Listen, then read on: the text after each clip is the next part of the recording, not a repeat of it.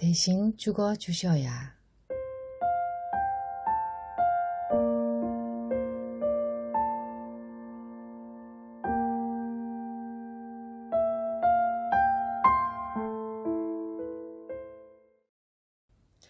몇 해 전 프랑스 루브르 박물관을 방문해 루벤스의 아브라함과 이삭이라는 그림을 감상했습니다. 아들 이삭을 향해 칼을 꽂는 아브라함과 이를 제지하는 천사의 모습이 그려져 있었는데 숨이 막힐 정도의 긴박감이 느껴졌습니다.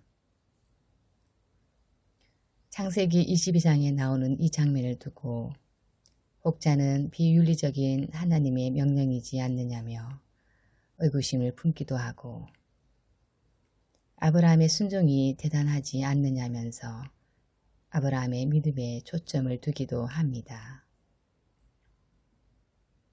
하지만 그 그림을 볼 때 제 눈에는 예수 그리스도의 심장에 칼을 꽂고 있는 나의 모습이 보였습니다.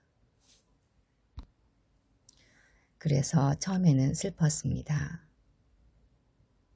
나의 죄와 무시 때문에 나의 손으로 신을 죽이게 된 상황이 얼마나 기가 막히고 가슴이 아팠는지 모릅니다. 나의 유년 시절은 그런 가르침 속에서 자랐습니다. 갈보리 십자가를 부르며 눈물 콧물 다 흘리고 집으로 돌아오는 길에는 한편으로는 그렇게 나를 위해 죽으신 예수님의 사랑이 감사하면서도 한편으로는 내가 예수님을 죽였다는 어느 정도의 죄의식이 내 마음 한구석에 자리를 들고 있었습니다.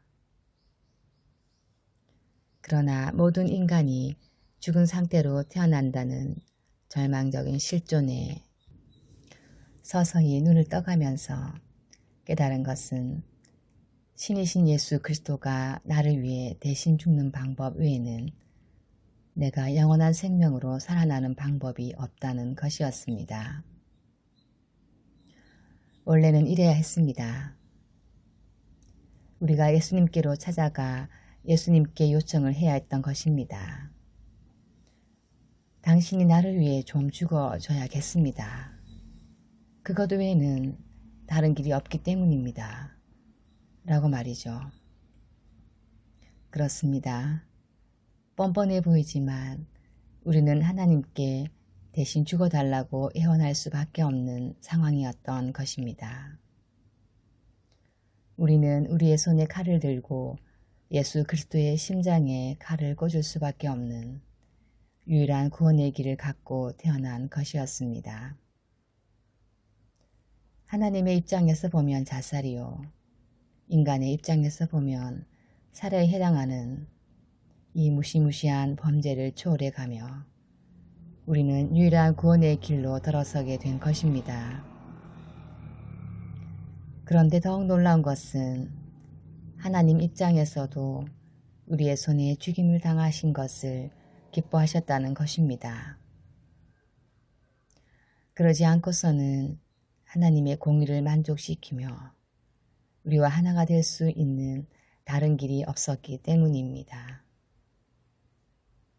가장 저주스러운 십자가 위에서 하나님과 우리가 서로 윈윈한 것입니다.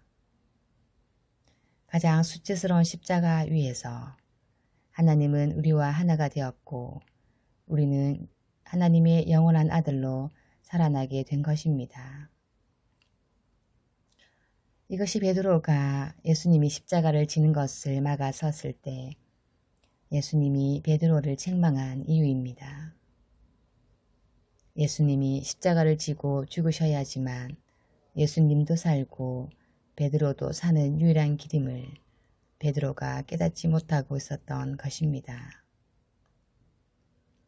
십자가를 지고 죽을 것이라는 예수님의 말씀에 베드로가 그래요 주님, 나를 대신해 죽어주셔야겠습니다. 라고 했다면 예수님은 베드로의 참다운 깨달음을 기뻐하셨을 것입니다. 나 대신 죽어달라고 예수님께 매달리고 간청하기도 전에 예수님이 먼저 십자가에서 죽으시고 살아나셨습니다. 그리고 우리가 인식하기도 전에 우리의 살해를 용서하셨습니다. 자신의 자서를 용서하신 것처럼 말이죠. 이 어마어마한 불균형적인 사랑 앞에 우리가 서 있는 것입니다.